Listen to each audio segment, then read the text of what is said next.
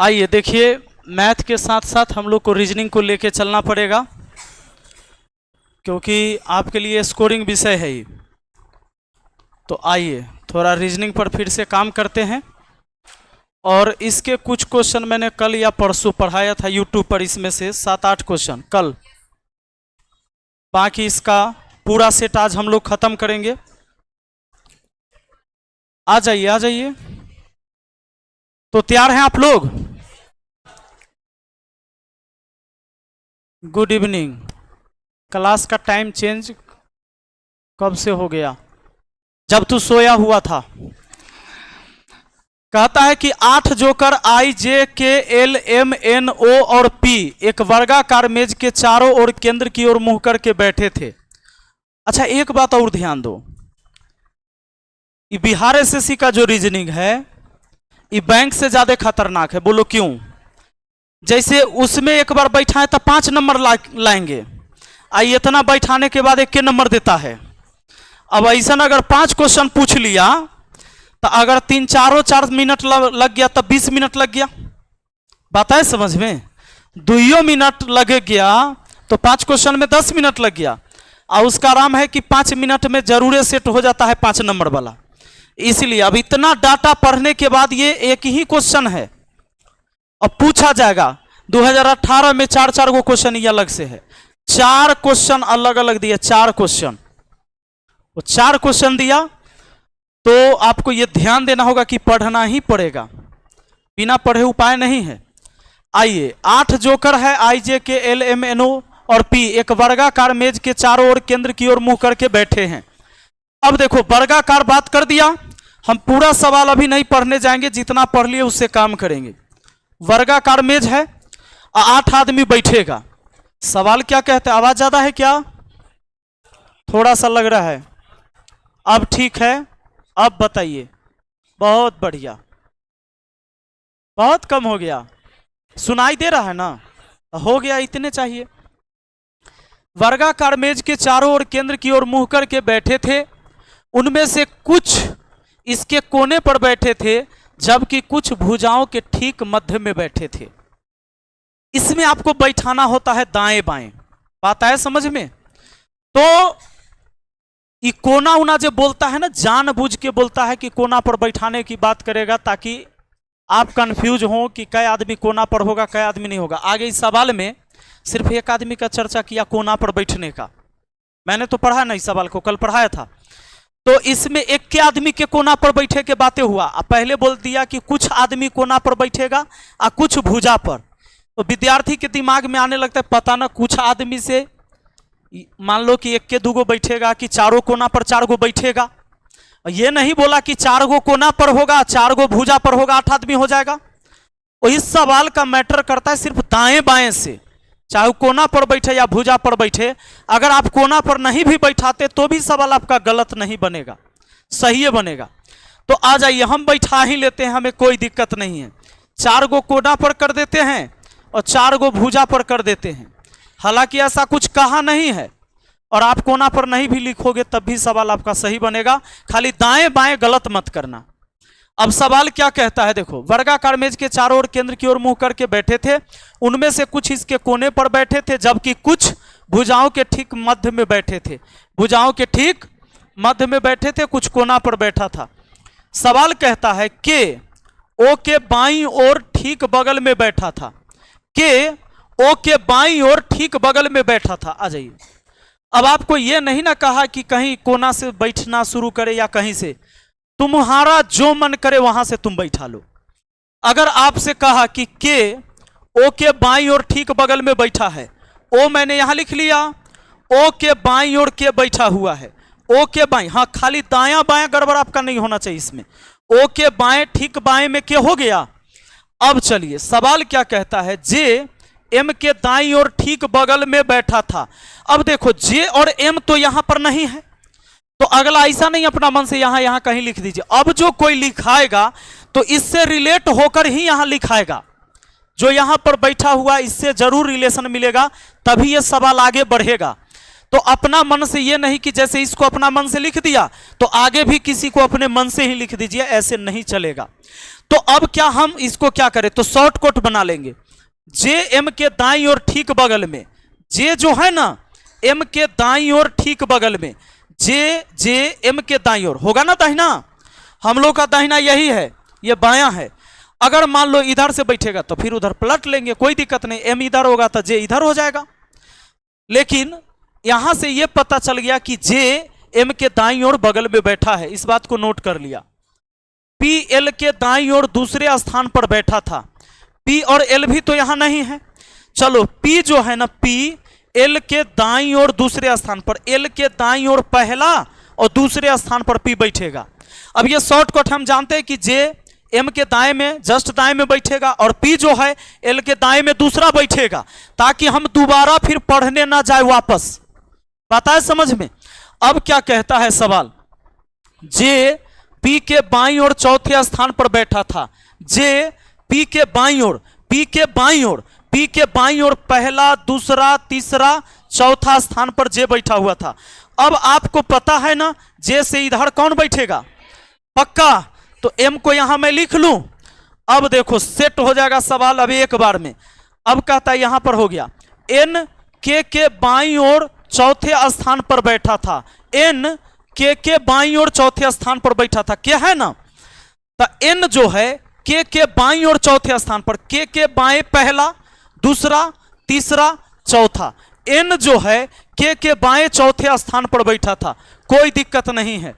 अब देखिए O M के बाईं ओर ठीक बगल में बैठा था, ओ एम के बाईं ओर, ओ जो है एम के बाईं ओर, तो एम को यहां लिख दीजिए, ओ एम के बाईं ओर ठीक बगल में बैठा था। अब ये आपका सेट हो गया।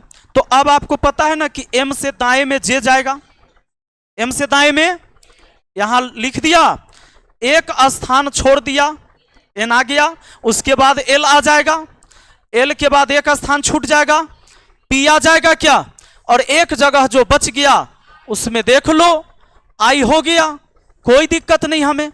अब सवाल का जवाब देंगे। कहता है कि बाईं ओर अच्छा आई के बाईं ओर चौथे स्थान पर कौन बैठा था, आई है ना, आई के बाएं ओर पहला, दूसरा, तीसरा, चौथा, चौथा स्थान पर कौन बैठा है।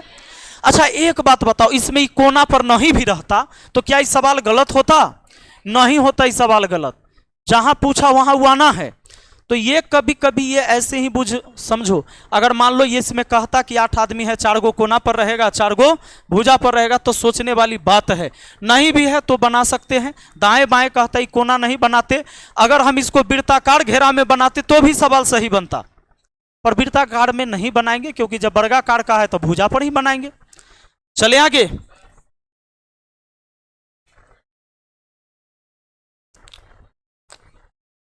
एकदम आना है। आपको क्या पूछा, आई के आना है, मैं भुजा से बना दूं, मैं कोना पर नहीं बैठा के सवाल बना दूं? सुनो चला, आपसे क्या पूछा, खाली दाएं बाएं गलत नहीं लिखाना चाहिए। तो आपसे पूछा आई के दाएं, तब मान लो हम ई आई को यहां रख देते हैं, तब बाकी सब वैसे ही घसक जाएगा, तो एम यहां आ जाएगा, तो आई के दाएं चौथा फिर एम रहेगा, एम कोना पर नहीं भी रहेगा, दाएं का चौथा भी करेगा, बाएं का। आया समझ में? आ जाओ अगला देखो। कुछ व्यक्ति एक पंक्ति में उत्तर की ओर मुंह करके बैठे हैं, डी एफ के बाईं ओर ठीक बगल में बैठा है, एस और डी के बीच में केवल 6 व्यक्ति बैठे हैं, के एफ के दाईं ओर। अच्छा पूरा पढ़ने की जरूरत नहीं हमें, सवाल को पूरा नहीं पढ़ना है, सवाल बनाना शुरू कर देंगे दाएं बाएं जहां से मिला। सवाल कहता है कुछ व्यक्ति एक पंक्ति में उत्तर की ओर मुंह करके बैठे हैं, पंक्ति में उत्तर की ओर मुंह करेगा, इसका मतलब हम लोगों के अनुसार दायां बायां इसका होगा। कहता है डी एफ के बाईं ओर ठीक बगल में बैठा है, डी जो है ना एफ के बाईं ओर ठीक बगल में बैठा है, डी जो है एफ के बाईं ओर ठीक बगल में बैठा है, एस और डी के बीच में केवल 6 व्यक्ति बैठे हैं, एस और डी के बीच में केवल 6 व्यक्ति बैठे हैं।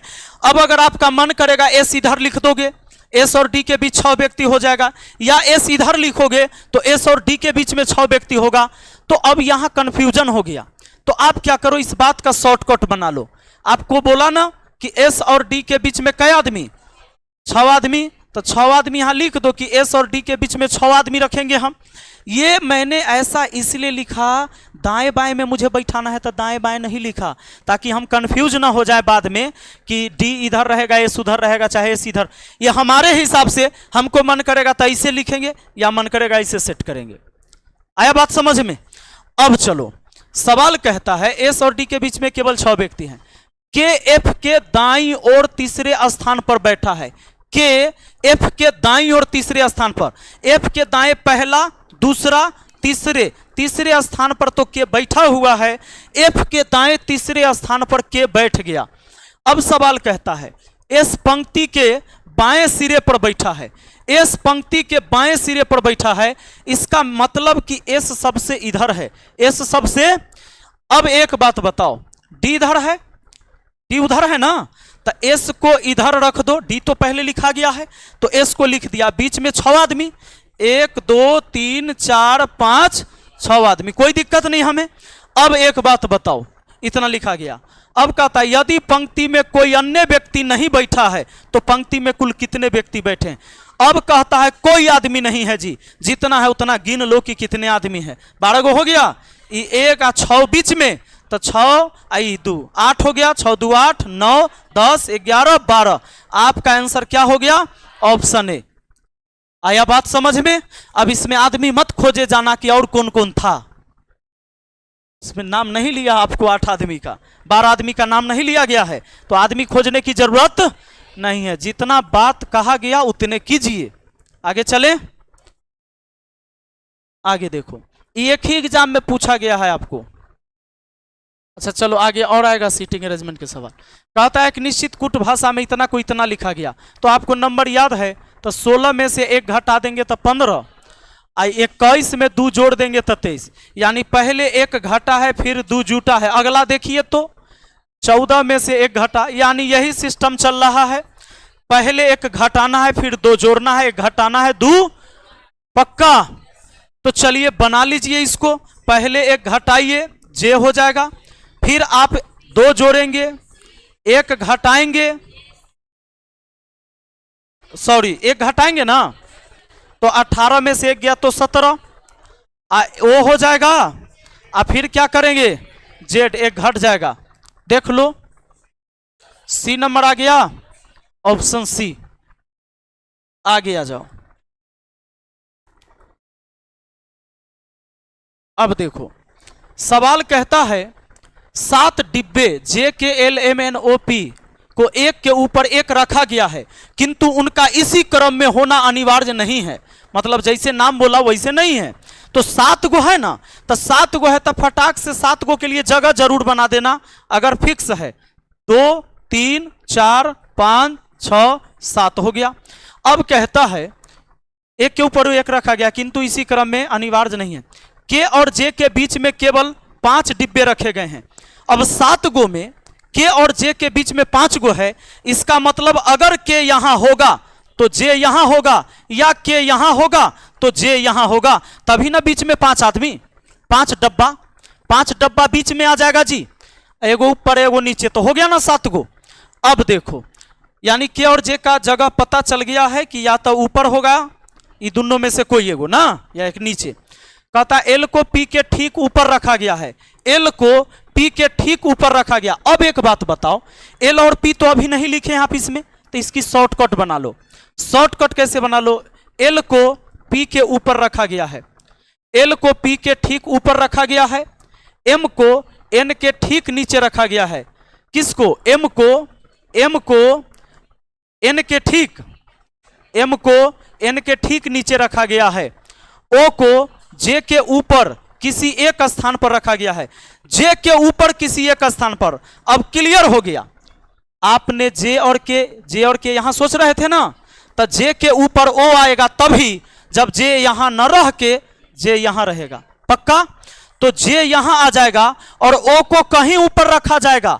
ये नहीं कहा कि ठीक ऊपर रख दीजिए, सवाल कहा ओ को जे के ऊपर किसी एक स्थान पर रखा गया है, ओ को जे के ऊपर किसी एक स्थान पर। जे तो पक्का यहां आएगा तभी जे के ऊपर ओ कहीं जा पाएगा, और जे अगर यहां आ गया तो के हमारा यहां फिक्स हो गया, क्योंकि जे और के शुरू और अंत में था।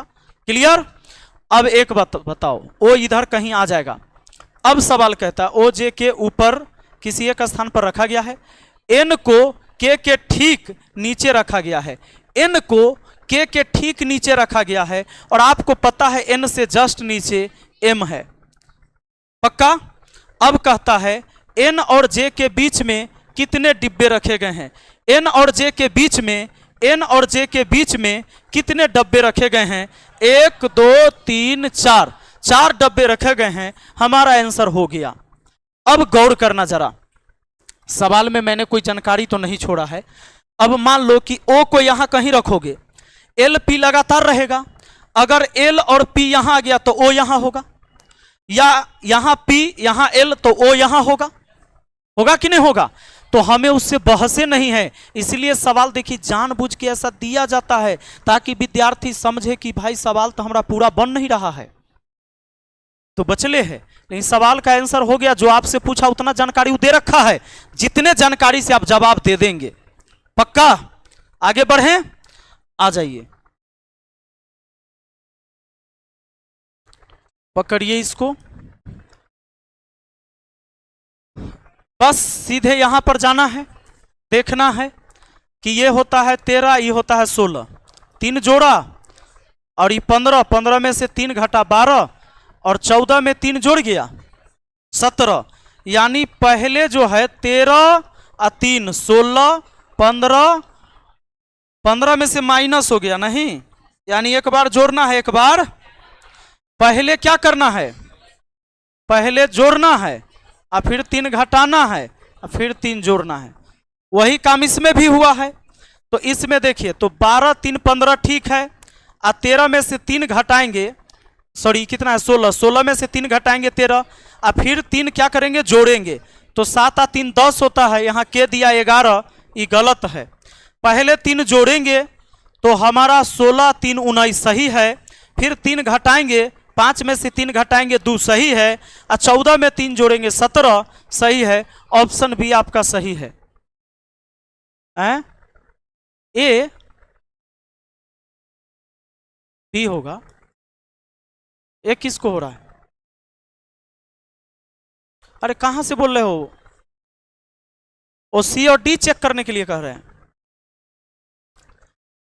पहले 3 जोड़ेंगे तो 20 और 3 23, अब 3 घटाएंगे तो 27 में से 3 घटाओ, बैक जाना है ना, तो 27 मान लो, 26 पर तो जेड है, फिर ए आ गया 27 पर, अब 27 में से 3 घटाओगे कितना होगा 24, वाई होता है 25 पर, गलत है, आ गया समझ में।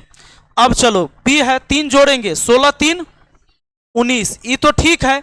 अब ये 5 है, 3 घटाएंगे, 5 में से 3 घटाएंगे 2 होना चाहिए, नहीं है। चले आगे, बहुत बढ़िया। हाँ, छोड़ना नहीं पड़ेगा, सुनो सवाल बनाना होगा, कैगो छोड़ोगे, और जितना छोड़ दोगे बाद में 2 नंबर से फेल हो गए तब मेरिट नहीं बन रहा है 1 नंबर से, तब क्या कहोगे, बेकारे छोड़े थे। छोड़ने से काम नहीं, सीखिए। चलिए आइए, देखो ये कथन है, अब आपको ये दिया हुआ है धारणाएं। कथन जो होता है इसको हमेशा सत्य माना जाता है। धारणा में मैंने एक बात कहा था आपसे कि कोई भी कथन दिया जाता है तो धारणा मतलब उसके पीछे जो उसका सोच है। जैसे मैंने बोला था कि कोई घनी आबादी है, लिखा रहता है कि यहाँ चाहे स्कूल रहता है तो बोर्ड लगा हुआ रहता है, स्कूल है सावधान, बोर्ड में लिखा रहता है। तो वो बोर्ड लगाने का इंटेंशन क्या है कि आप धीरे से ही गाड़ी चलाइए, ये है नहीं, वहां कोई दुर्घटना घट जाती है इसलिए धीरे चलाइए, उसका तो यही सोच है, इसलिए बोर्ड लगा है ना वहां पे। तो धारणा का मतलब वही है कि उसके अंदर क्या विचार आया जो ऐसा स्टेटमेंट उसने लिखा। तो अब आ जाइए, कथन है यहां, हाल ही के विपणन रुझानों से पता चलता है, मान लो कोई सर्वेक्षण हुआ नया, रुझान से पता चला कि मध्यम आय वर्ग के, किसका चर्चा हो रहा है, ध्यान देना ही बात, आय 3 तरह वाला होता है, एगो निम्न वाला, एगो मध्यम वाला, एगो उच्च वाला, नहीं। तो कहता है कि मध्यम आय वर्ग के उपभोक्ता द्वारा प्रीमियम, उत्कृष्ट, प्राथमिकता जैसे शब्दों को प्रतिष्ठित माना जाता है। मतलब मध्यम वर्गीय आय वाला जो लोग हैं उपभोक्ता जो हैं वो प्रीमियम, उत्कृष्ट, प्राथमिकता जैसे शब्दों को प्रतिष्ठित मानते हैं और इसलिए इन शब्दों के साथ विज्ञापित किसी भी उत्पाद की बिक्री की संभावनाएं बढ़ जाती है।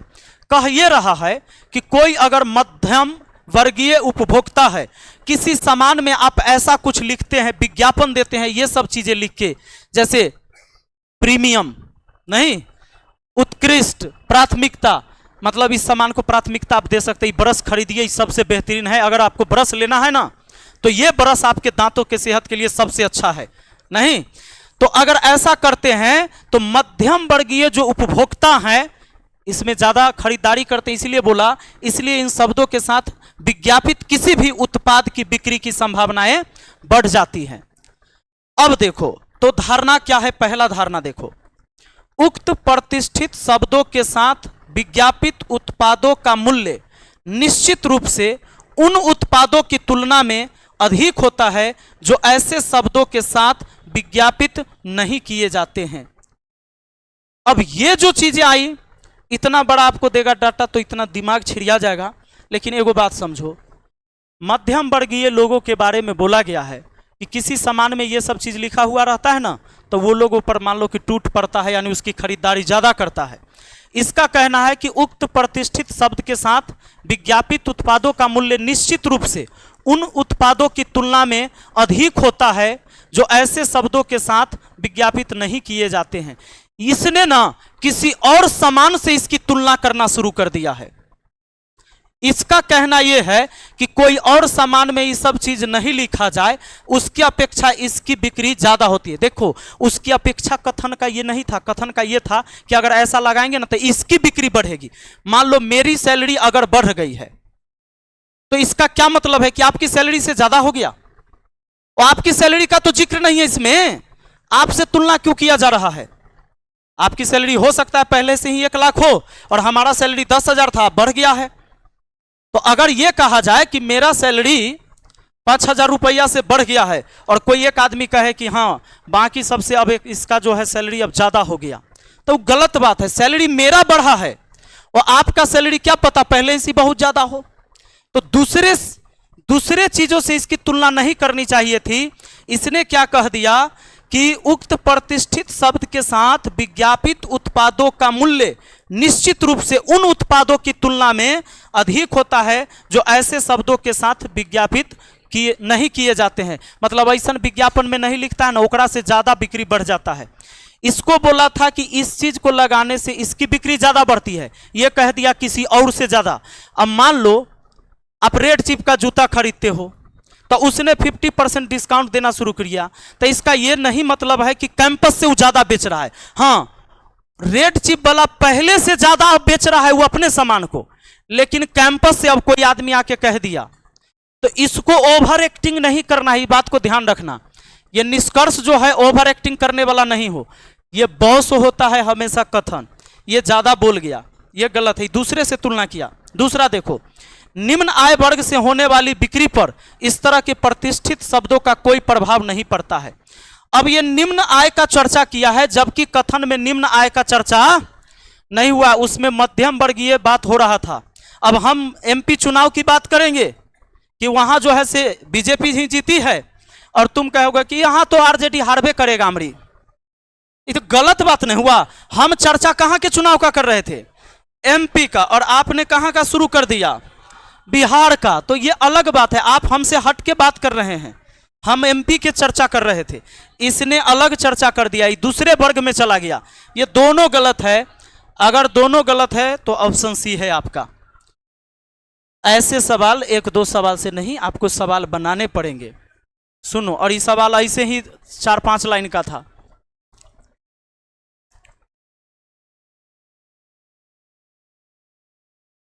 कथन तर्क, कथन धारणा, इस सवाल को बनाने का कोई फार्मूला नहीं होता है, इसके अपने लॉजिक होते हैं, सोचने की क्षमता उसी से बनेगा। दिए गए कथन और निष्कर्षों को ध्यानपूर्वक पढ़े, कुछ नहीं पढ़ना है, आइए जवाब दीजिए। कथन है, कथन को सत्य मानना है, निष्कर्ष है।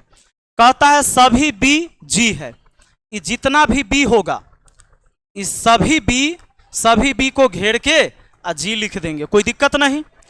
अब कहता है कुछ GS है, कुछ GS है। अब बताओ, ये रोटी हुआ बड़का, उसमें घी लगा हुआ है, तो रोटी जब तोड़ेंगे, किसी को बोलेंगे तो सुखलहबो रोटी तोड़ के ले आएगा और घी लगलहबा भी ला सकता है। यानी यहां दो कंडीशन होगा। कहता है कुछ GS है, तो कुछ G ऐसा लेंगे जो खाली G से हो, और कुछ G ऐसा लेंगे जो B से भी हो। ये घी वाला भी रोटी टूट गया और बिना घी वाला भी, दोनों तरीका हो सकता है कि नहीं। अब ध्यान रखना, डायग्राम बनाते समय इसको आपने B से हटा कर लिखा ना, तो कोशिश करना इधर सबको B से हटा के ही लिखना और इधर सटा के, अगर दोनों कंडीशन आ रहा है तो। जैसे कुछ SA है, कुछ SA है, तो देखो S का एरिया ये भी तो है, ये पूरा एरिया S का है कि नहीं।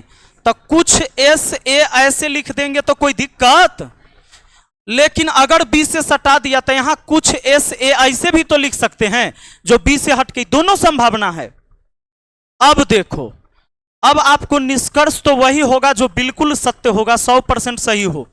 सवाल का निष्कर्ष कहता है सभी BS है, सभी BS है, सारा B S के अंदर है नहीं, पहला गलत है जी। दूसरा कुछ AB है, कुछ A B यहां से है और कुछ A यहां से B, तो निश्चित सत्य नहीं ना हुआ। आधा सही दिख रहा है, आधा, तो आपको इसको गलत मानना है। अगर बिल्कुल सत्य नहीं है तो वो निष्कर्ष सही नहीं माना जाएगा। दोनों गलत है, आपका आंसर इसमें C देना है, ना तो निष्कर्ष 1 और ना ही 2 पालन करता है। बात आया समझ में। आगे चलिए, ध्यान दीजिए अगले सवाल की तरफ। इसमें सवाल कहता है, देखो इसमें कुछ नहीं, सवाल बनाने आता है, खाली नजर धोखा खाता है। इसमें आपका नजर धोखा खाएगा एग्जाम में। अगर हड़बड़ा के आप सवाल बनाएंगे तो आप गलत बना के आएंगे इसको। सवाल कहता है निम्नलिखित अक्षर श्रृंखला के आधार पर पूछे गए प्रश्न का उत्तर दीजिए। अक्षर का यह श्रृंखला है। कहता है उपरोक्त श्रृंखला में ऐसे कितने स्वर हैं इसमें जिनमें से प्रत्येक के ठीक पहले एक व्यंजन और ठीक बाद में भी एक व्यंजन हो।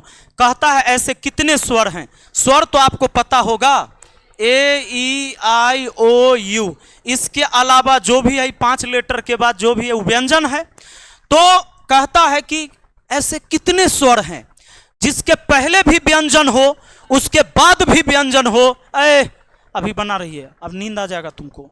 सुनो, यहां देखो, तो सबसे पहले देखिए यहां पर आ गया ना एक, तो अब देखो A, E, I, O, U में A है ना, इसके पहले व्यंजन है, इसके बाद भी व्यंजन है, तो एगो तो यहां गिनती होगा। एक स्वर ऐसा यहां मिला जिसके पहले भी व्यंजन और बाद में भी।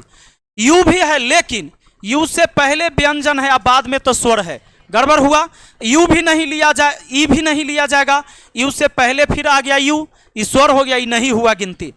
अब देखो I पर जाएंगे तो I के बाद भी व्यंजन, और यहां देखो I से ये नहीं होगा, A से भी नहीं होगा, इस A से भी नहीं होगा, क्योंकि पहले स्वर और बाद में व्यंजन। इसको देखो, इसको बाद में भी व्यंजन और पहले भी व्यंजन। अब ऐसे ऐसे खोजते खोजते खोजते खोजते चलो तो नहीं ना होगा, नहीं होगा। यहां देखो तो I यार हो गया ना, ई नहीं होगा क्योंकि ई से पहले क्या हो रहा है, स्वर हो रहा है ना।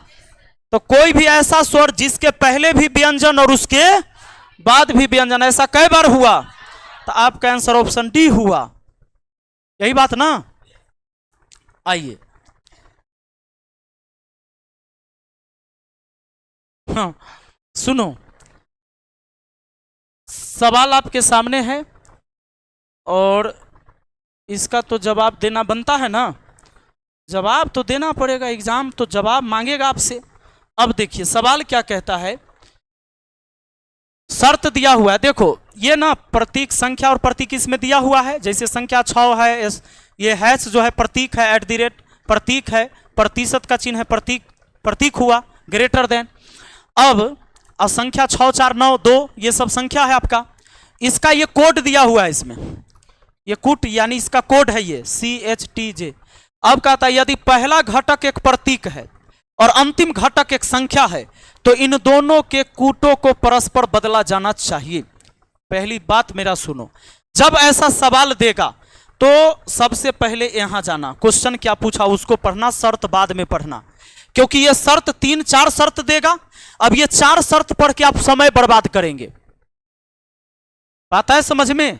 वो सारे शर्त की जरूरत नहीं होता है इसमें। क्वेश्चन देखेंगे, हमारा क्वेश्चन ये पूछा गया है कि इसका कोड क्या होगा, ये पूछा गया, तो इसका कोड पूछा गया। अब चलेंगे आप शर्त पर। यदि पहला घटक एक प्रतीक है भाई, और अंतिम घटक एक संख्या है भाई, तो इन दोनों के कूट को परस्पर बदल दिया जाएगा। बस अब इसको बदल दीजिए, तो 3 के कूट को इधर लाइए। 3 का जो कोड किया गया होगा ना, इसमें 3 को एल है ना, एल को पहले लिखो और डॉलर का जो कोड है उसको लास्ट में लिखो। तो डॉलर का कोड इसमें दिया हुआ है एन, तो लास्ट में एन हो गया, शुरू में एल लास्ट में एन। तो इससे तो 2 गो ऑप्शन छटा है, और इन दोनों में लास्ट वाला अंतर है। देखो डी और जी में ना, तो लास्ट से चेक कर लेते हैं कि @ का सही कोड क्या होगा। तो डी होगा, यानी लास्ट में एन से पहले डी वाला सही होगा। ये गलत हो गया है, ना पढ़ेंगे, काहे पढ़ेंगे? उस शर्त में नहीं आएगा तब फिर दूसरा शर्त लागू होगा। उस शर्त भी नहीं लागू हो रहा है तो तीसरा शर्त में लागू होगा। इसलिए सबसे पहले पढ़ना सवाल कि पूछा क्या, उसके बाद जाना शर्त पे। बात है समझ में? चले आगे, बहुत बढ़िया। आइए, सवाल कहता है कुछ व्यक्ति एक पंक्ति में उत्तर की ओर मुंह करके बैठे हैं। के जी के बाईं ओर ठीक बगल में बैठा है, एल पी के दाईं ओर ठीक बगल में बैठा है। चलो इसे हम लिखना शुरू करते हैं। कुछ व्यक्ति कहा, 7 आदमी, 8 आदमी, 6 आदमी तो ना कहा, इसलिए हम कुर्सी नहीं लगाएंगे, अभी सीधे दाएं बाएं लिखते जाएंगे। कहता है कुछ व्यक्ति एक पंक्ति में उत्तर की ओर मुंह करके बैठे हैं। के जी के बाईं ओर ठीक बगल में बैठा है। के जो है ना, जी के बाईं ओर ठीक बगल में बैठा है। अब देखिए, अच्छा सवाल जब आप बार बार बनाएंगे ना, तो पढ़ते दाएं बाएं आपको स्पष्ट होगा, आपका पेन चलेगा।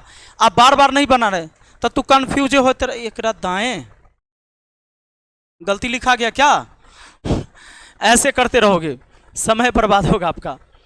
और जरूर है कि गलती हो ही जाए, एग्जाम में प्रेशर एक अलग रहता है, समय का ऊपर जो है टाइमर चलते रहता है।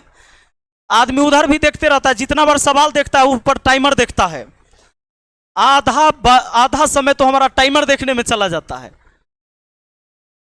तो एक बात याद रखना जिंदगी में, राजा बनने के लिए ना बलवान होने की जरूरत नहीं होता है। अगर बहुत शक्तिशाली व्यक्ति होता तो सही बात है कि पहलवाने सब राजा होता इस देश का, होता कि नहीं? आ जाइए। और बहुत ज्यादा बुद्धि होना भी नहीं तो जंगल का राजा लोमड़ी भी होता। बहुत ज्यादा बुद्धि और हाथी राजा होता उस जंगल का। राजा हाथी भी नहीं है और लोमड़ी बहुत तेज है, चालाक है, वो भी नहीं है, सिंह है, बाघ नहीं सिंह। काहे कि उसने ताकत और बुद्धि को बैलेंस में करके रखा है। उसके पास बुद्धि भी है और ताकत भी। हाथी का सियाना झुंड है, वो पर हमला नहीं करेगा, ओकर बच्चा है वो पर हमला करके ले आएगा पकड़ के।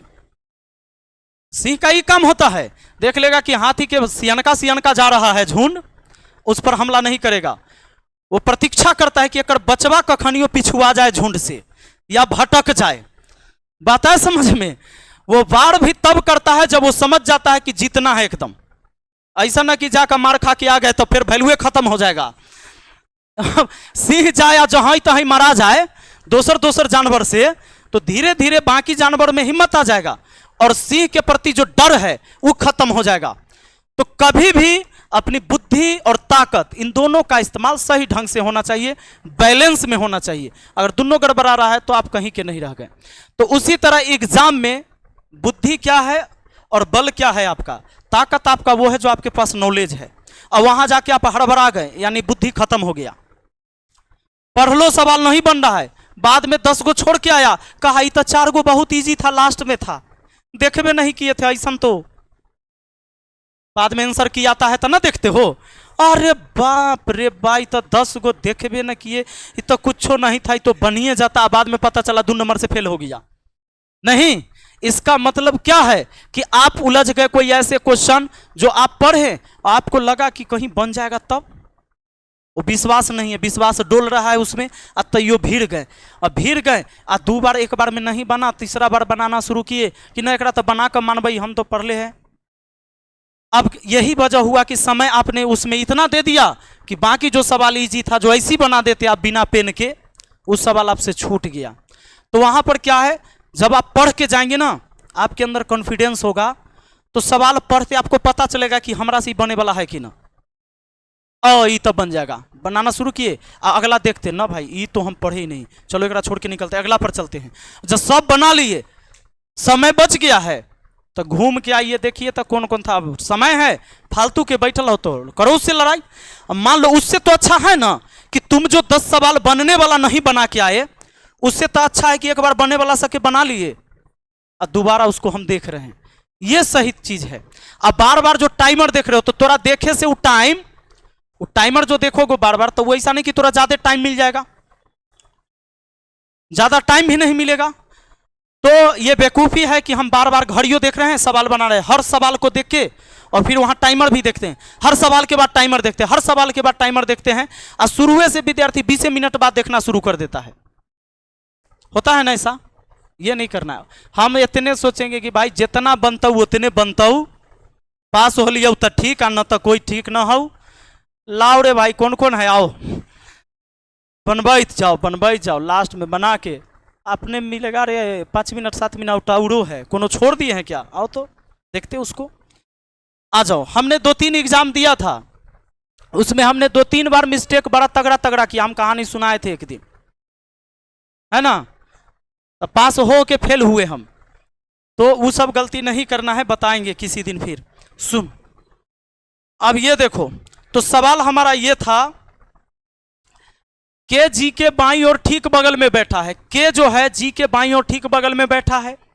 एल पी के दाईं ओर ठीक बगल में बैठा है। एल पी के दाईं ओर ठीक बगल में, तो एल और पी इसमें नहीं ना है, अलग लिख लेते हैं। एल जो है पी के दाईं ओर ठीक बगल में, पी के दाएं ना, तो पी के दाएं ठीक बगल में। यहां कहा पी के दाएं ठीक बगल में, जगह नहीं रखे कि दूसरे यहां पर घुस जाएगा। एल पी के दाईं ओर ठीक बगल में बैठा है। पी जी के दाईं ओर चौथे स्थान पर बैठा है। पी जो है ना जी के दाईं ओर चौथे स्थान पर, जी के दाईं ओर, जी के दाएं पहला, दूसरा, तीसरा, चौथा स्थान पर पी बैठ गया।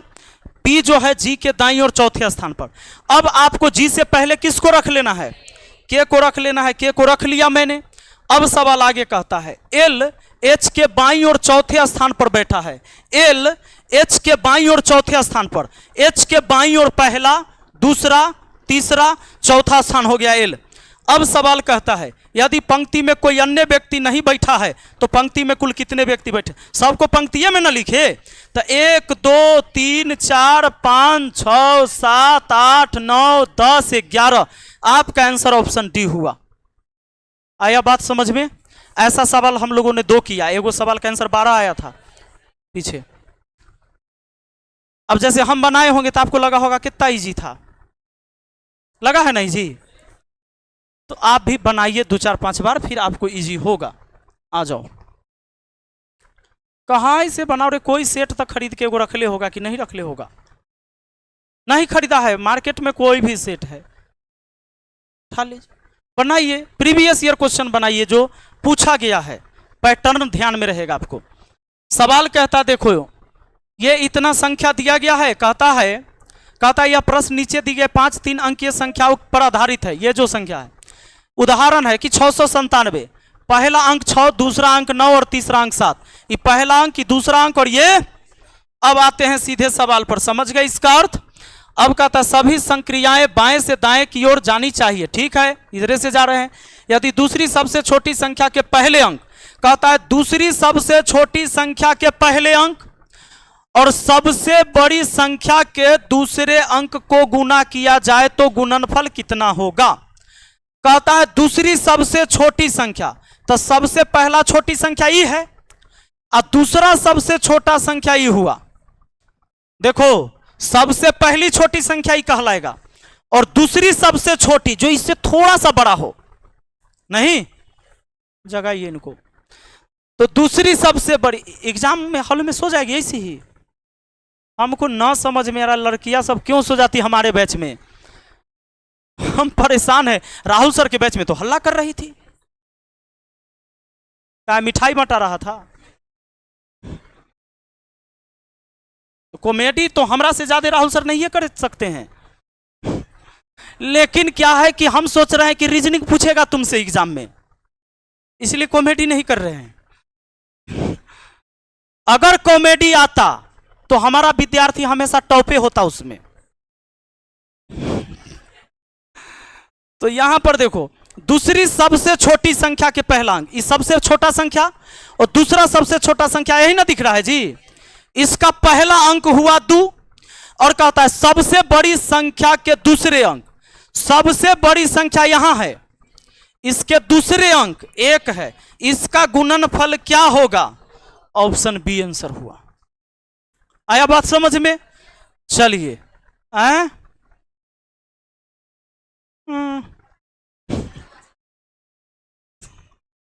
तू समझ गई ना, और बाकी सब समझ जाए, इसलिए और पीछे वाला सब तेज है, ओकरा लिए डाउट न है। आ जाओ, सवाल देखिए, कहता है ये आपको, आपने 2 दिन पिछले सेट में भी देखा था ना ऐसा सवाल। ये नंबर सीरीज है, आपको ये पकड़ना होता है कि भाई इसके बीच क्या रिलेशन है। रिलेशन पकड़िए, सोचिए जरा एक बार, पहले सब लोग सोचो मने मने, हमरा आता है, सोचे ले बोले।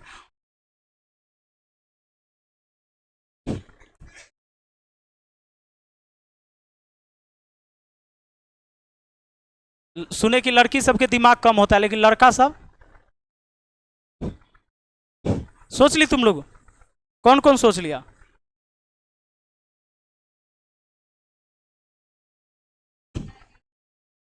बुराई नहीं कि हम सुने हैं, हम बुराई थोड़े किए, सुना हुआ बात बोले हैं। कौन आया? पक्का 12 112 9 है ना, तो ये तो 12 के स्क्वायर भी नहीं है। अब अगर मान लो ये दोनों को गुना करे तो कितना होता है? 4 जोड़ दो अपना मन से, 12 नमा और 4 जोड़ के देखते, 12 नमा 108 और 4 112। उसी तरह 6 चक्के 24 और 4, 6 चक्के 24 और 4 कितना? 28। यही बात ना? इसका मतलब है कि शुरू और अंत वाला को गुना करके 4 जोड़ देना है, शुरू और अंत वाला को गुना करके 4 जोड़ देना है। 18 × 5 = 90, 90 या 4 94। यही बात ना?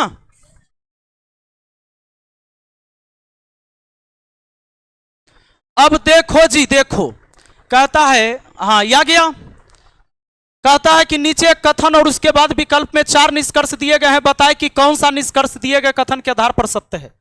और ये जो तुम रीजनिंग पढ़ रहे हो ना, ग्रुप डी के लेवल है, रेलवे के ग्रुप डी का सेम यही लेवल है आपका। रेलवे के ग्रुप डी में रीजनिंग का यही लेवल है। जैसे आपको बिहार एसएससी का रीजनिंग है, जैसा आपका एसएससी जीडी का रीजनिंग है, जैसा आपका एमटीएस का रीजनिंग है जी, वैसे ही रीजनिंग आपका रेलवे ग्रुप डी का है, एनटीपीसी का यही रहता है। सवाल देखो, पक्का आपको याद है? तो याद होगा तो चलो मैं यहां से बोलता हूं, ऑप्शन से चलेंगे तो यू से ई के तरफ जाएंगे और ग्रेटर देन पढ़ना होगा। तो यू से जाएंगे ई के तरफ, ग्रेटर देन ही तो आ रहा है, सही है। होगा तो एक के गुना आंसर सही, बाकी को चेक करना गलत बात है। ऐसा नहीं है कि नन दिए हुए उधर की इनमें से कोई नहीं कर लो। हो सकता है कि 2 और एगो लिख देता कि ए और सी, तब ना चेक करते सीओ वाला को। बाकी को चेक करो, सीखना है तो सीखो, यहां तो सीख सकते हैं हम। ये तो हमारा सही है, अगला गलत क्यों होगा ये देखते हैं। ई और एल, तो ई से हम कहां जाएंगे? ई से जाएंगे एल पर ना, तो ई से एल पर जाएंगे तो लेस देन इक्वल टू, तो लेस देन सही होगा। और ई से एल गए तो लेस देन नहीं है, यहां इक्वल टू है तो गलत ना। याद है कि नहीं? ई भाई बा है, ई बहन है, तो भाई रहता तो सही, यहां बहन दे दिया, गलत। अब आ जाओ, इसका चलती नहीं चलेगा जी। एल से भी पर जाएंगे तो आप अगर एल से भी पर, चूंकि शुरू में एल है तो एल से जाएंगे आप भी पर, तो इन दोनों में ग्रेटर देन बड़ा होगा और यहां पढ़ोगे तो ग्रेटर देन नहीं पढ़ोगे, इसको लेस देन पढ़ोगे तो गलत है। पक्का? अब सुनो, जिसको नींद आ रहा है वो कह रहा है यस सर। क्यू से लेकर भी पर जाओ, तो क्यू से भी, क्यू यहां है और भी यहां है, तो क्यू से भी तक ग्रेटर देन है, ग्रेटर देन सही होगा। क्यू से भी, क्यू से भी के तरफ, ओ इधर ग्रेटर देन है, इधर उल्टा ग्रेटर देन ना, तो दो फैमिली का ना हो गया ना गलत? पक्का? तो देख के सवाल हो जाता है। आइए सवाल आपके सामने, डायरेक्शन कहता है ए से चलना शुरू करके जगदीश पश्चिम की ओर 98 मीटर चलता है जी। तो आपको पता है, लास्ट में एक बात और देख लेना, अगर डायरेक्शन का सवाल मिले ना तो ऊपर पढ़ो ना पढ़ो, लास्ट वाला लाइन पहले पढ़ना। लास्ट में क्या बोला? लास्ट में ये समझ लेना कि पूछ क्या रहा है। जैसे कह रहा है कितनी दूर और किस दिशा में है, तो ये बनाना होगा। अगर सीधे कहता ना कि बताइए उसने कुल कितना दूरी तय किया, तो खाली जोड़ित चलाते। इसलिए मैं कह रहा हूं कि डायरेक्शन का सवाल जब मिले तो लास्ट में पूछ क्या रहा है ये पहले पढ़ लेना। लास्ट में अगर ये कहता कि बताइए उसने कुल कितनी दूरी तय किया है, तो सीधे ऊपर से जोड़ते चले आना है, ऐड करते चले जाना है, बात खत्म। लेकिन ऐसे तो इसमें दिशा उसा पूछ लिया, तो बनाएंगे सवाल। सवाल कहता है बिंदु ए से चलना शुरू करके जगदीश पश्चिम की ओर 98 मीटर चलता है। आपको याद है कि आप भूल गए, ऊ से उत्तर, ऊ से ऊपर, और उत्तर के अपोजिट होता है दक्षिण। पक्का? और दक्षिण, अब देखो दाहिना हाथ पूरब में, पूरब का अपोजिट होता है पश्चिम। मेरे क्लास में नींद इसलिए आता है कि हम बड़ा इजी तरीका से पढ़ाते हैं। जब किसी को हल्के में लोगे ना तो ओकरा से बातों करे में नींद आएगा। और कोई आदमी ऐसा जिससे तुमको बतियाना नहीं है, तोरा फोन कैले है जी भैया, और तुमको लग रहा है कि बोरिंग आदमी है, एकरा से कोनो फायदा नहीं है, ये कहला फोन कर, डेलिए फोन करता है, 2-3 बार हालचाल पूछे ले, जी जी तुम काम कर रही हो, जी जी कर रही हो, सो भी रहे हो तो कभी कभी रिप्लाई दे रहे हो उसको। तो क्या है कि सामने वाला अगर आपके लिए इजी है तब नींद आएगा। आप लोग को लगता होगा बहुत इजी, तो नींद कैसे आ रहा है? सीरियस नहीं हो तब ना नींद आता है। अगर सीरियस हो जाओगे तो नींद आना ही नहीं है। तो ए से चलना शुरू करते हैं, बिंदु ए है, यहां से चलना शुरू करिए, लिखे कि कोई जरूरी है नहीं, चलो बिंदु ए से चलना शुरू करते हैं, लिख भी देते हैं, कोई दिक्कत नहीं। अब कहता है जगदीश किधर चलेगा? पश्चिम की ओर 98 मीटर, पश्चिम की ओर 98 मीटर, चलो यहां तक आ गए 98 मीटर मान लो। अब कहता है वहां से वह बाएं मुड़ता है और 54 मीटर चलता है। ऐसे जा रहा था ना, तब बायां मुड़ेगा तो नीचे आएगा, और 54 जो होगा 98 से कम में ना होगा जी, लगभग आधे होगा मान लो। तो इतने बड़ा डंटा रखना, ऐसा नहीं कि इतना बड़ा इसको भी खींच देना। तो ये बात अनुमान से। अब कहता है वह पुनः बाएं मुड़ता है और 112 मीटर चलता है जी। अब सोचो ये नीचे आ रहा है, नीचे ना, तब बायां इधर हुआ और बायां इधर है, तो 112 चला तो 98 को पार कर जाएगा नहीं? तो यहां तक सामने सामने 98 में और एक्स्ट्रा कितना चला? 14 चला, यहां पर पहुंच गया। अब कहता है इसके बाद पुनः बाएं मुड़ता है और 54 मीटर चलकर बिंदु बी पर पहुंचता है। यहां से बाएं मुड़ेगा, ये 54 चला था ना, बाएं मुड़ेगा ऊपर जाएगा, बस इसी के बराबर 54 हो गया, यहां पर पहुंच गया। अभी से 14 मीटर दूर है। कहता है बिंदु ए बिंदु बी से कितनी दूर और किस दिशा में है? एगो दूगो पूरब भी बोल रहा है।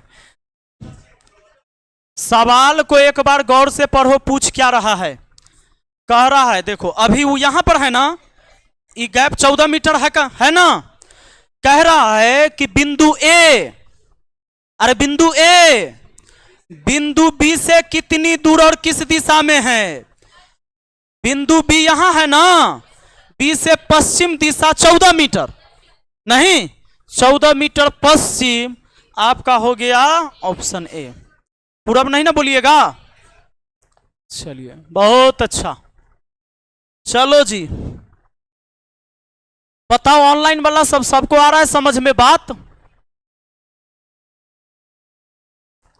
सवाल कहता है, देखो क्या कहता है, एक पिता की वर्तमान आयु उसके 2 पुत्रों की वर्तमान आयु के योग का 1.5 गुनी है। 6 वर्ष बाद उसकी आयु और उसके पुत्र की आयु के योग का अनुपात 6:5 होगा। पिता की वर्तमान आयु ज्ञात करिए। सवाल कहता है कि पिता की वर्तमान आयु उसके 2 पुत्रों के वर्तमान आयु के योग का 1.5 गुना है। एक पिता की वर्तमान आयु उसके 2 पुत्रों की वर्तमान आयु के योग का 1.5 गुना है, और 6 वर्ष बाद उसकी आयु और उसके पुत्रों की आयु के योग का अनुपात 6:5 होगा। अब समझो, कहता है कि एक फादर है, अपने 2 सन के, 2 सन के ना, 2 सन के, एक पिता की वर्तमान आयु उसके 2 पुत्रों की वर्तमान आयु के योग का 1.5 गुना। 1.5 को हम बोलते हैं 3/2, और 3/2 को हम लिख सकते हैं 3:1। इसका मतलब ये हुआ कि अगर दोनों पुत्र मिलकर 2 वर्ष का होगा तो पिता अकेले कितने वर्ष का? तुम लोग को मजाक लग रहा होगा,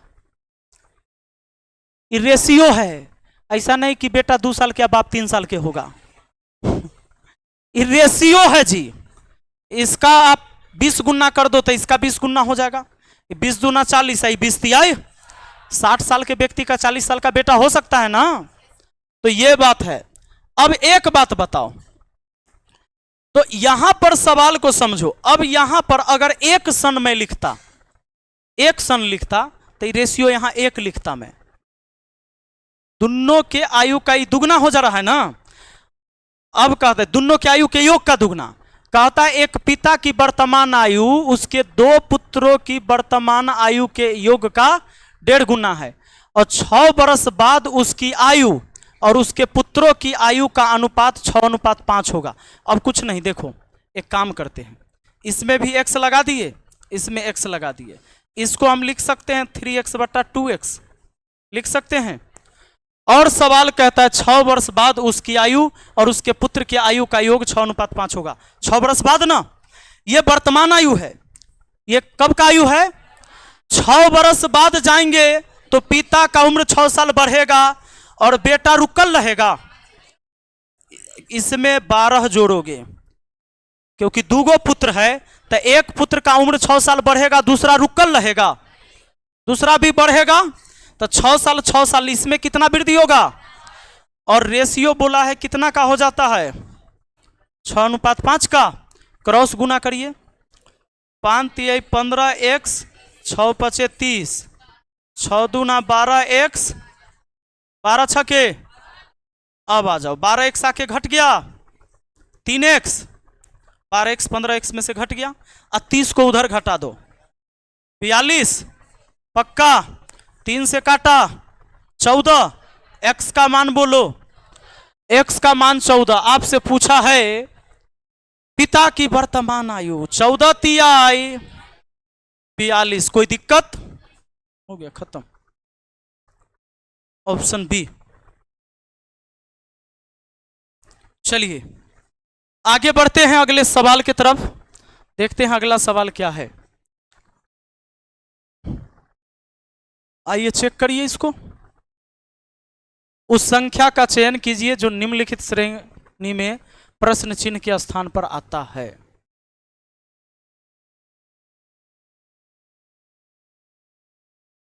आ जाओ, ये थोड़ा टाइम लेने वाला सवाल है, डायरेक्ट नहीं सोच पाओगे।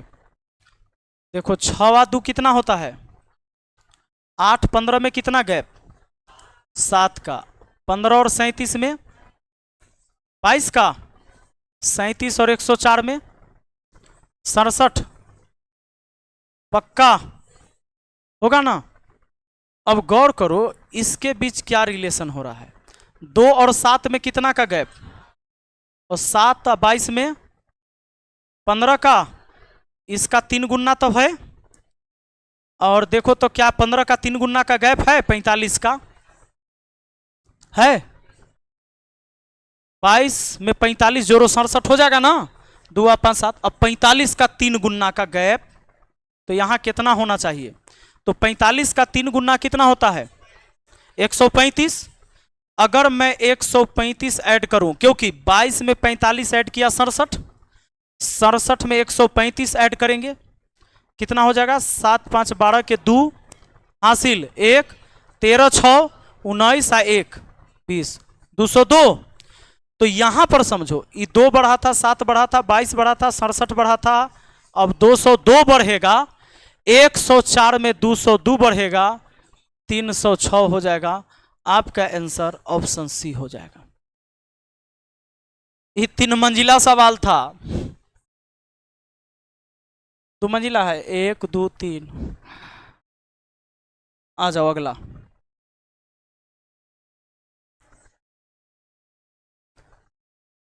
कहता है उस विकल्प का चयन कीजिए जिसका 5वीं संख्या से वही संबंध है जो दूसरी संख्या का पहली संख्या से है। दूसरी संख्या से पहली संख्या का है,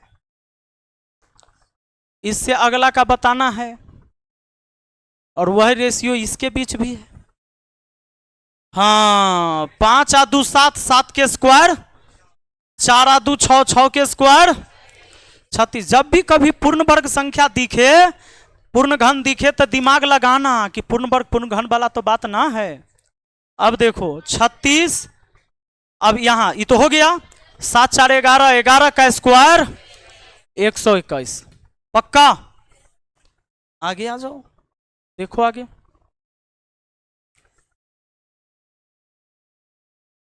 सीरीज वाला क्वेश्चन में हमने बोला था 3 लेटर 2 लेटर 4 लेटर भी दे देगा, नंबर अल्फाबेट सीरीज मिला के देगा। पहला से पहला का तुलना करना, मिलेगा 25 26, तो 11 जुड़ेगा, 11 फिर जोड़ दीजिएगा, नहीं 25 आ 1 26 ना, ओ 25 आ 1 26 आ 3, हो सकता है विषम संख्या जोड़े, तो 5 जोड़ेगा, तो 29 आ 5 34, तब 7 जोड़ेगा, 34 आ 7, सही चल रहा है।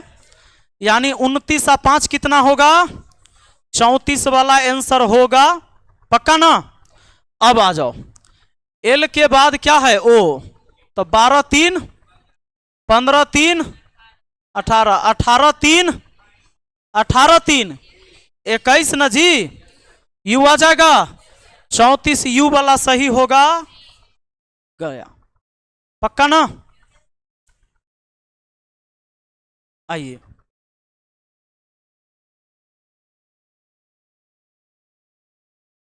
कहता है एक परिवार में पिता माता और 2 बच्चों की औसत आयु 26 वर्ष है। पिता और बच्चों की आयु का योग 62 वर्ष है, तो माता की आयु है, यदि ज्ञात कीजिए। तो माता की आयु ज्ञात कीजिए। गलत लिखा है ना, ऑनलाइन फालतू क्लास है, ऑफलाइन ठीक है।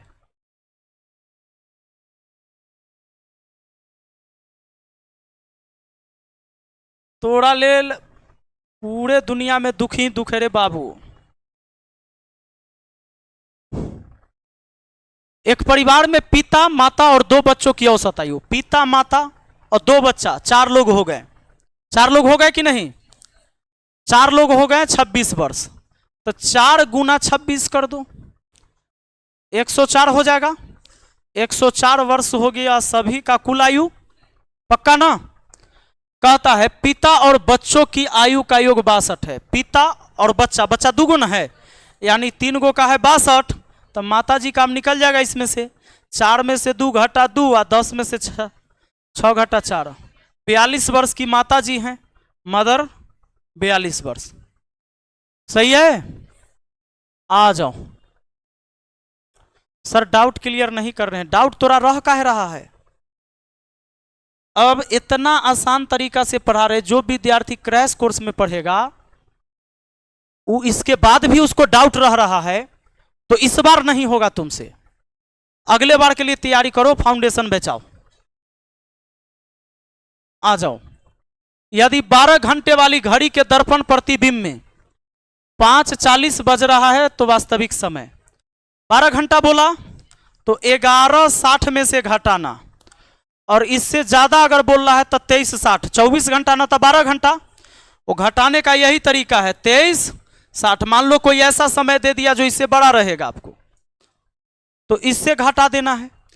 आपको यहां घटाइए किससे, 26, और 540 घटाओगे ना, 540 घटाओगे 26 दिखाई देगा। आपका आंसर ऑप्शन बी हो गया।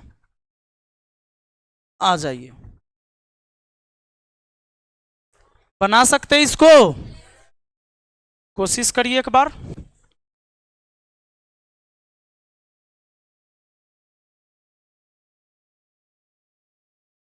चलो पक्का।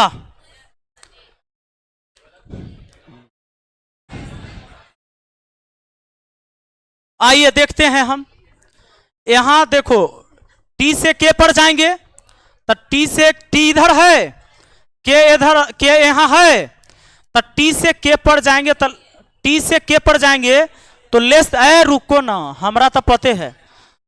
टी से के पर जाएंगे तो टी लेस देन के है, यहां ग्रेटर देन दिया गया है, गलत हो गया, पहला गलत, उल्टा दिया हुआ है ना, ये गलत। ऑप्शन बी को चेक करता हूं, पी से के पर जाना है तो भैया जी पी से के पर जाएंगे, पी यहां है और के यहां है ना, तो पी से के पर जाओगे तो equal to less than equal to, तो लेस देन इक्वल टू रहेगा तो सही होगा, यहां नहीं है, ग्रेटर देन इक्वल टू है, गलत हुआ। अब चलो एम ग्रेटर देन एफ है, ये क्या हुआ, एम ग्रेटर देन एफ, तो एम से हम जाएंगे कहां पर, एम से एफ पर आएंगे, तो एम से एफ पर जाओगे, यहां ग्रेटर देन है, तो देखो यहां क्या पढ़ोगे, एम के तरफ से चलोगे तो equal to, less than equal to, तो लेस देन इक्वल टू सही होगा, यहां वैसा नहीं है, ये हो गलत, ऑप्शन डी बिल्कुल सही होगा। अब इसको चेक करते हैं, आ जाओ, तो एफ से पी पर जाना है तो greater than equal to P है, तो एफ हमारा यहां है और पी यहां है, तो इक्वल टू और इक्वल टू ग्रेटर देन, तो सही तो है, इक्वल टू ग्रेटर देन है, एफ से पी पर जाओगे तो, उल्टा पढ़ेंगे तो वही लेस देन होगा। और हम चलते किधर से हैं, निष्कर्ष में जो पहला लेटर है उसके तरफ से इसमें चलते हैं, यही बात ना, पक्का। आ जाइए आगे बढ़िए, तो ये तो सबको आता है जी, अब बोडमास जरा नहीं आएगा वो अभी क्लास करने आया होगा, उससे कोनो फायदा नहीं हो भाई, नहीं निकलेगा आपसे, अगर बोडमास आपको नहीं आता है तो। ये 100 है, प्लस का अर्थ बोला माइनस 136, गुना का अर्थ बोला है, गुना का अर्थ भाग है, भाग यहाँ 17, माइनस का अर्थ बोला है गुना 12, अब भाग का अर्थ बोला है प्लस, यहाँ 6, प्लस माइनस होता है बाउंड्री, प्लस माइनस क्या होता है, तो आइए 17 से इसको भाग दे दीजिए, 17 8 136 से 136, अब बड़ी 8 96, 100 माइनस 96 अब प्लस 6 है, नहीं 6 है जी, तो इसमें से आ गया कितना, 4 6, ऑप्शन डी सही है। चलिए बहुत अच्छा,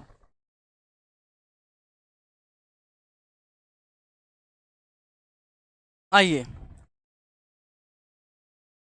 कहता है कि कुछ टैबलेट मोबाइल फोन है, सभी मोबाइल फोन टेलीफोन है, और कुछ लैपटॉप टैबलेट है, नहीं। अब देखिए कुछ टैबलेट क्या है, मोबाइल फोन, कुछ टैबलेट मोबाइल फोन है, यहां मैंने कुछ टैबलेट लिख दिया, और कुछ टैबलेट क्या है, मोबाइल फोन है, मोबाइल फोन, इतने से समझ जाइएगा, सभी मोबाइल फोन टेलीफोन है, इस सभी मोबाइल फोन को घेर के आप लिखेंगे टेलीफोन, लिखेंगे ना। अब आ जाइए, कहता है कुछ लैपटॉप टैबलेट है, कुछ लैपटॉप टैबलेट है, लैपटॉप आ गया नया, यानी कुछ लैपटॉप टैबलेट है, यानी कुछ टैबलेट लैपटॉप है, तो आप यहां से भी ले सकते हो और यहां से भी ले सकते हो, टैबलेट में से ना तोड़ना है तो कहीं से तोड़ सकते हैं, कुछ लैपटॉप लिख देंगे यहां, ये हो गया लैपटॉप, लैपटॉप, चलो यहां भी लैपटॉप लिख दिया, यही बात उल्टा लिखा है। अब तक जो हम लोग पढ़ते थे ना कि कुछ टैबलेट लैपटॉप है, वही उल्टा लिख दिया कि कुछ लैपटॉप टैबलेट है, यही बात हुआ। अब देखो सवाल में कथन सेट हो गया, निष्कर्ष वह होगा जो बिल्कुल सत्य होगा, 100% सही होना चाहिए। कहता है कुछ लैपटॉप मोबाइल फोन है, कुछ लैपटॉप मोबाइल फोन यहां से है लेकिन यहां से, अगर अगला कह दे कि कोई लैपटॉप मोबाइल फोन नहीं है तब इधर का केस होगा, लेकिन ऐसा निष्कर्ष नहीं है, तो ये गलत मानेंगे। कुछ टेलीफोन लैपटॉप है, कुछ टेलीफोन लैपटॉप यहां से है या यहां से, ये भी गलत, पूर्णतः सही नहीं है। सभी टैबलेट टेलीफोन है, सभी टैबलेट, अरे बाबू सारा टैबलेट टेलीफोन के अंदर है नहीं, तीनों गलत, कोई भी निष्कर्ष पालन नहीं करता है। स्वीटी गुप्ता ऑप्शन डी मार रही है, सी मारो, सी आ जाओ। देखो अगर एक घड़ी के चेहरे बराबर भाग में बांटे जाए कि हर भाग के अंकों का योग बराबर है, तो यह योग क्या होगा? घड़ी के चेहरा, अगर घड़ी के चेहरे बराबर भाग में बांटे जाए कि हर भाग के अंकों का योग बराबर हो, तो देखो इसको कुछ नहीं, जैसे घड़ी जो है ना, इसका कहने का ये मतलब होता है जैसे 12 है, 6 है, 3 है, 9 है ना, तो ऐसे बनावे में तो मिस्टेक हो जाएगा, तुम जोड़ा लगाते लगाते कोई छूट जाएगा, गड़बड़ा जाएगा। मैं समझाने का कोशिश करता हूं आपको। 1 हुआ, 2 हुआ, 3 हुआ, 4 हुआ, 5, कहां लिख दिए? ओ चलो 12, 1, 2, 3, 4, 5, 6, 7, 8, 9, 10, 11, ठीक है। हमसे गलती भी होगा, यह सब गलती होगा। अगर एक घड़ी के चेहरे बराबर भाग में बांटे जाए कि हर भाग के अंकों का योग बराबर हो, तो यह भाग क्या होगा? जैसे मान लिया जाए कि इसको आप ऐसे बांटिएगा, जैसे इसमें क्या है, अंकों का योग देखना, 3 आपको भाग बांटने के लिए बोला है, और जैसे इसके अंकों का योग देखो, 1 1 2, 2 1 3, 1 4, 2 6, तो इसी तरह अगर इसको कै पार्ट में बांटोगे कि अंकों का योग बराबर आ जाए, मान लो यहां से 6 आया था, और कौन कौन पार्ट लिया जाए कि वह 6 पूरे अंकों का योग, तो इस तरीका ना आपको हम फॉर्मूला डायरेक्ट बता देते हैं, क्या कि ऐसे में कहां तक आदमी सोचेगा। अगर एक घड़ी के चेहरे बराबर, तो आपको एक पता है कि संख्या होता है 1 से 12 तक घड़ी में, 1 2 3 4 5 6 7 8 12 तक होता है ना, तो 1 2 3, इसको 12 तक आप लिखिए, इसके अंकों का योग बताइए कितना होगा, इस सबको जोड़िए, कितना, इस सब जोड़ के 66 हुआ।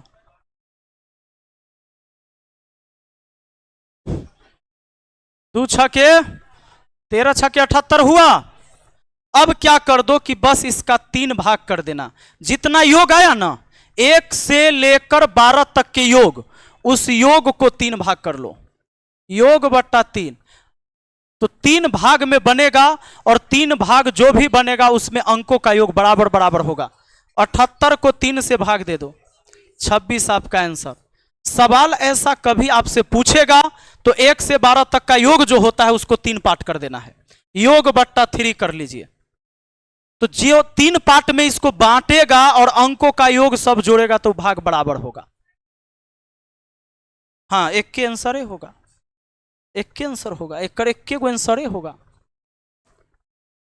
सुनो,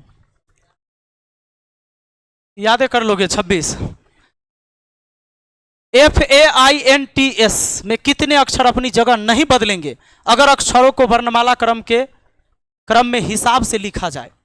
अच्छा, वर्णमाला क्रम के हिसाब से लिखोगे तो पहले इसमें से A आएगा, फिर F आ जाएगा, I आ जाएगा, N आ जाएगा, S आ जाएगा, T आ जाएगा। कहता है कौन नहीं बदलाता, FAINTS एन टी एस ऐसे था ना, तो कौन कौन नहीं बदला जी?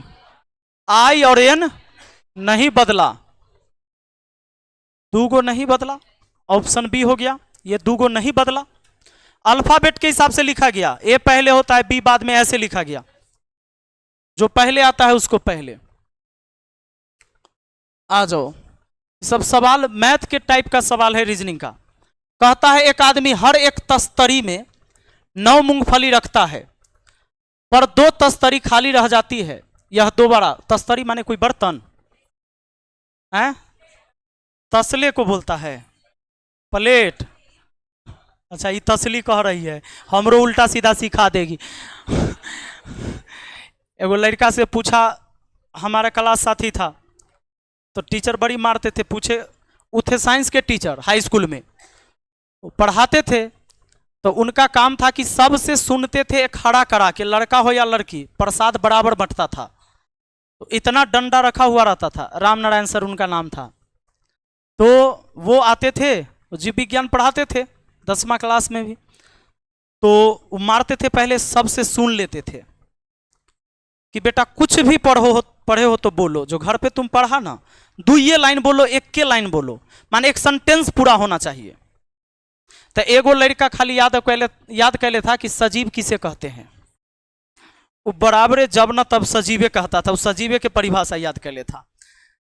तो ऐसी करते करते एगो जो था मेरे साथ, मेरे गांव का, वो कहा कि सर हम ओकरा पढ़ भी नहीं किया था, कहा कि सर हम ना से नहीं पढ़े थे, जीव विज्ञान नहीं पढ़े थे, से हम भूगोल पढ़ने लगे थे। कहे कि तो बेटा उसी में के सुनाओ, कुछ नहीं बोल रहा है। कहे कि बताओ तो बंदरगाह किसे कहते हैं? तो कह दिया कि जहां बंदरों का बहुत सारा झुंड होता है वहां बंदरगाह। बढ़िया से कुटाया, तो तसला से तस्तरी समझ गई, प्लेट है। एक आदमी हर एक तस्तरी में 9 मूंगफली रखता है, पर 2 तस्तरी खाली रह जाती है। यह दोबारा कोशिश करता है और इस बार हर एक तस्तरी 6 मूंगफली रखता है। अब उसके पास 3 मूंगफली बच जाती है। उसके पास कितनी तस्तरी थी? एक बात, मूंगफली तो हमेशा उसके पास वही था ना, जिसको बार बार रखने का प्रयास कर रहा था, तो मूंगफली की संख्या दोनों समय समान होगा, तो मूंगफली की संख्या ही निकाल के आप समान करेंगे। तस्तरी की संख्या पूछा हमने, मान लिया उसको x। एक प्लेट तस्तरी यानी एगो तस्तरी यानी एगो प्लेट। एक आदमी हर एक तस्तरी में 9 मूंगफली रखता है, 9 गो रखता है, पर 2 तस्तरी खाली रह जाती है। तो जितनी तस्तरी रही होगी, हमने x को माना टोटल। अब देखिए इधर इधर ध्यान दीजिए, हमने माना कि x गो टोटल है, टोटल में से 2 गो खाली रह गया, इसका मतलब x माइनस 2 प्लेट में ही रखा गया, और वो x माइनस 2 प्लेट में 9 गो मूंगफली रखे हैं आप, तो टोटल मूंगफली इतना हो जाएगा। अगली बार क्या करते हैं, यह दोबारा कोशिश करता है और इस बार हर एक तस्तरी में 6 मूंगफली रखता है। तो तस्तरी तो x गो था, सब में 6 गो रखा, तब कहता है अब उसके पास 3 गो मूंगफली बच गया, वो 3 गो जोड़ दो तो टोटल हो जाएगा। इधर भी टोटल मूंगफली, उधर भी टोटल मूंगफली हुआ, आपस में बराबर टोटल मूंगफली की संख्या। पक्का? अब आ जाओ, तो 9x माइनस 9 दूना 18 बराबर 6x अब प्लस 3।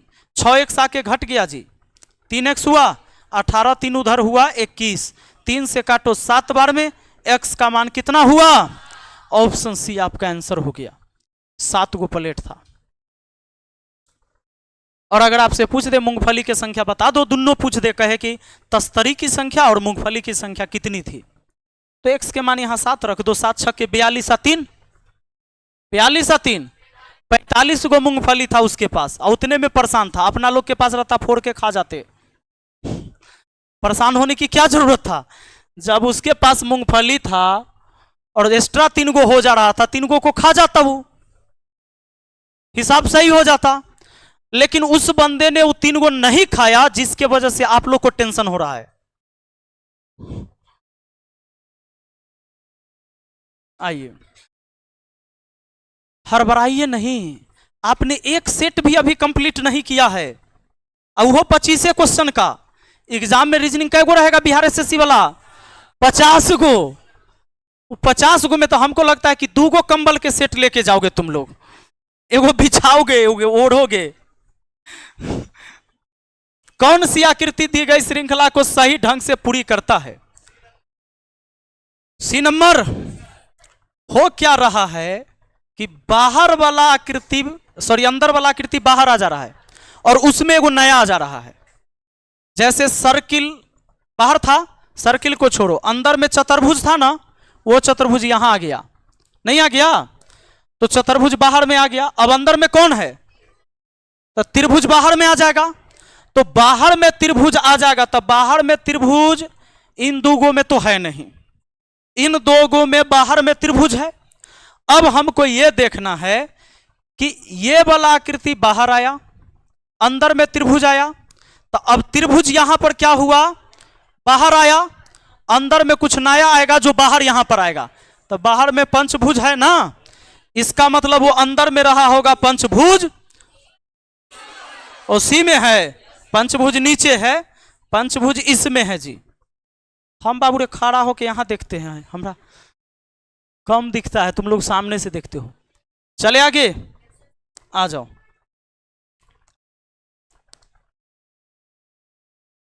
देखिए कौन है,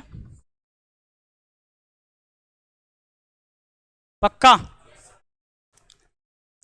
देखो एक एरो ऊपर की तरफ ये आ गया, तो उत्तराकृति ऐसे है कि इससे ये सही, कि इससे ये सही, कि इससे ये सही, यही ना, जैसे ये है वैसे चुनना। तो इसमें देखोगे तो डबल है, लेकिन क्या पता कि पलटा है कि नहीं पलटा है, ये ऐसी ही छप गया है इधर बगल में, लेकिन ये 2 गो तो होगा ही नहीं। सीधी बात कि ये एरो ऊपर की तरफ था, तो 2 गो एरो ऊपर से नीचे आया, तो इसमें तो देखो गड़बड़ चीज है, ये तो होगा नहीं, तो होगा नहीं, वो चीजें हैं नहीं उधर। इसमें आप देखते हैं, इसमें तो यही चीजें उधर है, लेकिन नहीं पता है कि घूम के आया है कि सीधे आया। लेकिन इससे पता चल रहा है कि जैसे ही ऊपर गया था तो उधर से ऊपर से 2 गो नीचे आया है। कौन सा ही है? पक्का? चलो अच्छा, मान लो कि ये नहीं ऐसे रहता, ये भी उसी की तरह गड़बड़ रहता, तो ये आंसर होता। क्या कि हो सकता है कि उधर से घूम के ऐसे आया हो, दिखेगा भी तो वैसी ही। अगर बताओ इसी को उल्टा करके घुमा के रखोगे, ऊपर का नीचे या नीचे के ऊपर, तो दिखेगा तो ऐसी ना। लेकिन कारगर यह है क्योंकि इसमें संदेह है कि घूमा ऊपर से नीचे की तरफ आया कि नहीं आया। अरे आ जाओ। तो यहां पर आप देखिए, ये ऐसे सीरीज जा रहा है और आगे क्या फिगर आएगा वो पता करना होगा इसमें आपको। तो यहां पर देखो, जैसे इसको ऐसे बोलते हैं, अगर ये पूरा यहां पहुंचा ना, तो एक घर बोलिए या एक लाइन चलना बोलिए उसको, कि एक लाइन चला, फिर एक लाइन चला, एक लाइन चला। अगर हम बोले आधा लाइन चला, मतलब आधा बीच में गया, है ना, बन गया। तो देखो चतुर्भुज आधा लाइन गया, फिर आधा लाइन गया, फिर आधा लाइन आया, तो फिर आधा लाइन, तो फिर आधा, तो यहां आएगा चतुर्भुज। तो चतुर्भुज इसमें है, इसमें है, इसमें नहीं। पक्का?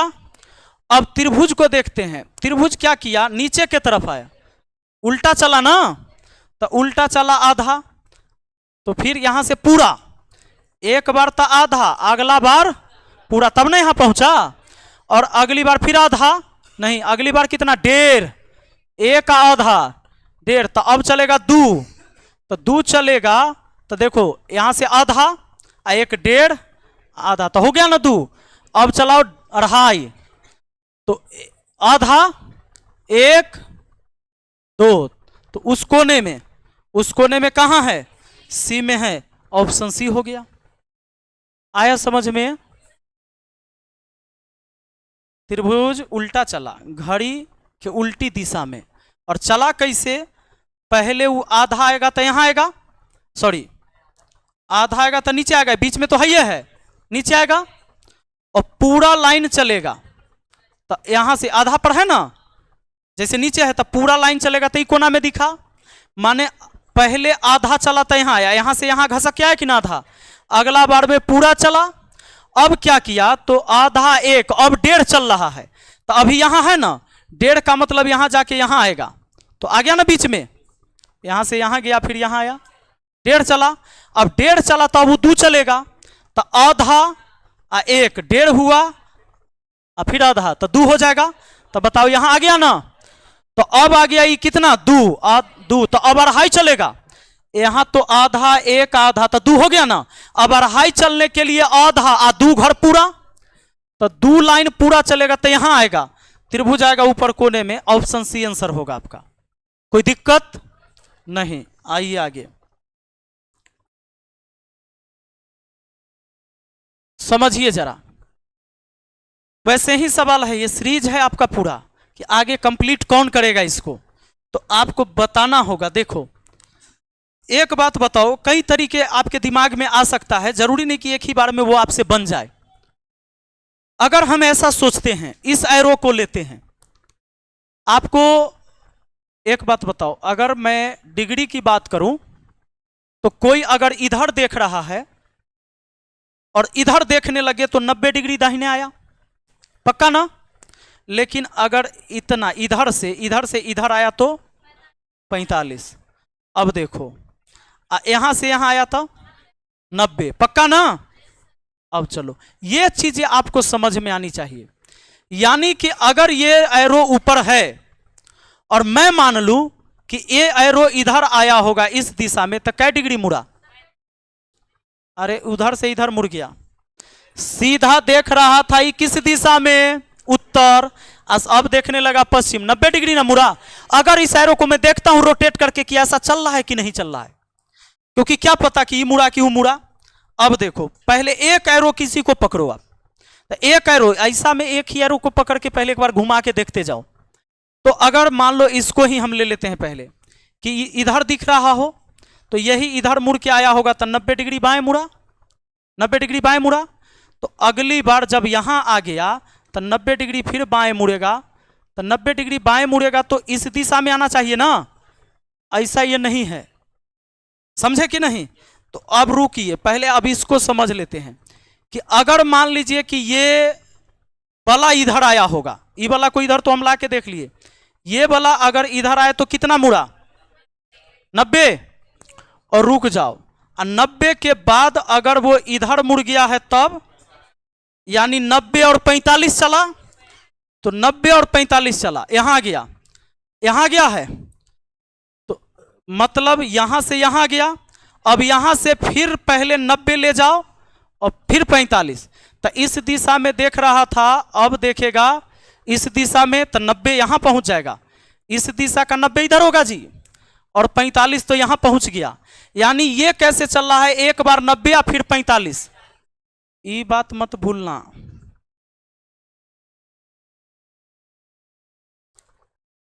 क्योंकि ये थोड़ा सा होता है, समझिए। आप अगर इस दिशा में हैं, इस दिशा में गए तब फिर 90 हुआ कि नहीं हुआ? तो वही मैं ये कह रहा था, एक बार समझिए सब लोग ध्यान से। यहां से यहां भी चलूंगा तो 90 हो जाएगा, क्योंकि 45 का पार्ट है कि नहीं। चलो अब 2 बार 45 ले लिए तो 90 हो गया। अगर इसकी मैं बात करूं, एक बार 90 तो इधर आएगा, लेकिन 45 चलेगा तो इधर कोना इधर इधर की तरफ मुड़ गया, तो यानी कि एक बार 90 तभी 45 चला तो इधर आया। अब फिर एक बार 90 तो इधर, एक बार 90 तो इधर आ जाएगा, इधर से इधर आएगा। अब 45 तो इधर हो गया, 90 45 चल रहा है। अब अगर 45 ले जाऊंगा मैं, 90 45 ना, तो 90 45 तो या पहले 45 बाद में 90, कोई दिक्कत नहीं है। अब यहां देख रहा था पहले 90 अब 45, तो इस कोना में आ गया ना। अब बताओ अगर यहां से तुम चलाओगे 45 तो यहीं आएगा, लेकिन 90 यहां होगा, अब 45 इधर तो इधर हो गया। अब फिर 90 45, 90 और 45, यानी इस कोना में एक एरो तो पक्का हो गया, इस कोना में एक एरो हो गया। इस वाले एरो को हम काम करते गए हैं, तो उस कोना में कौन कौन है? ये तो गया, ये वाला है, ये कोना में, ये कोने बता रहा है, ये कोना में तो पूरा नहीं बता रहा है, ये पूरा नहीं है कि ना। अब देखो ये एगो कोना में बता रहा है, ये कोना में बता रहा है। अब आते हैं, अब इसमें क्या हुआ है, अगर मैं सोचूं कि इससे तो हम इसको बना लिए थे, तो ई इधर आया तो 90, तो 90 यहां। अब फिर अगर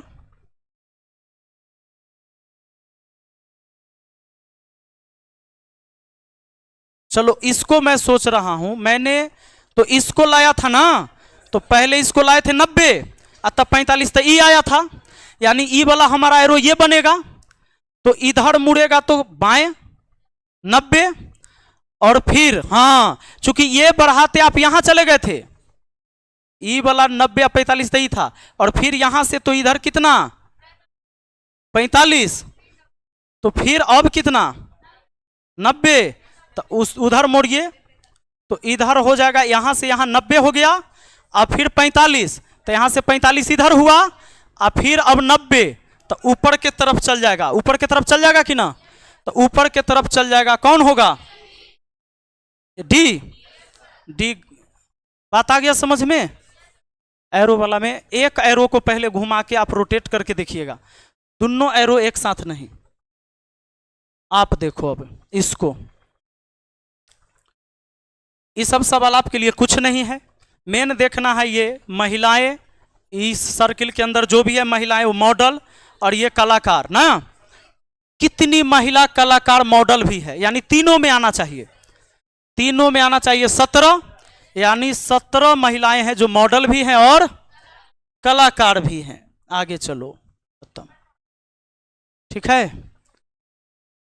तो आज की सेवा को समाप्त करें, और मैथ का क्लास हम लोग फिर कल करेंगे, और फिर बीच में एक चैप्टर खत्म करके रीजनिंग का एक सेट ले आएंगे। सीटिंग अरेंजमेंट के सवाल मुझे लगता है, देखो जितना टाइप पढ़ाए हैं इस सवाल को अब दोबारा बनाओगे, एग्जाम में एकदम यही पैटर्न रहता है, कोई एग्जाम में पूछा गया ही सवाल है, और ऐसे ही पैटर्न देगा क्वेश्चन का, और आपको इसी को फॉलो करना है। हर टाइप के सवाल हम चाहते हैं कि रीजनिंग का हम चैप्टर वाइज पढ़ाएं, तो झूठ मूठ का बहुत समय बर्बाद होगा। क्या सीटिंग अरेंजमेंट के ऐसे ऐसे सवाल अब आपसे नहीं बनेंगे? बनेंगे कि नहीं बनेंगे? आकृति वाला सवाल, ई सवाल ही फिक्स से रहता है, ऐसे रहेगा ही रहेगा। वो सारे सेट हम लोग बीच बीच में एक चैप्टर को खत्म करेंगे मैथ का, एगो इसको खत्म करेंगे, एक सेट इसको खत्म करेंगे, ठीक है। और बाकी टेस्ट देते रहिए आप लोग। टेस्ट में आते हैं कि नहीं आते हैं? टेस्ट ज्वाइन करो, टेस्ट में जाओ, टेस्ट में जाओ, डिस्कशन में बैठो। तो कै बजे है? 1 बजे से 4 बजे, 1 से 3 SSC GD, 4 से 6 बिहार SSC, 4 से 6 है। एक बार टेस्ट दोगे और फिर डिस्कशन देखोगे। अच्छा टाइम है ना, क्लास छोड़ के नहीं जाना, ठीक है, देख लो। एग्जाम कब है सर? जब तुम्हारी तैयारी हो जाएगी तो मुझे बता देना, एग्जाम करवा देंगे हम। तैयारी आपकी अच्छी हो जाए उस दिन एग्जाम हो जाना चाहिए। एग्जाम हो जाएगा तो हर तैयारी नहीं भेल रहेगा, ये दिक्कत है हमको। चलिए ठीक है, थैंक यू।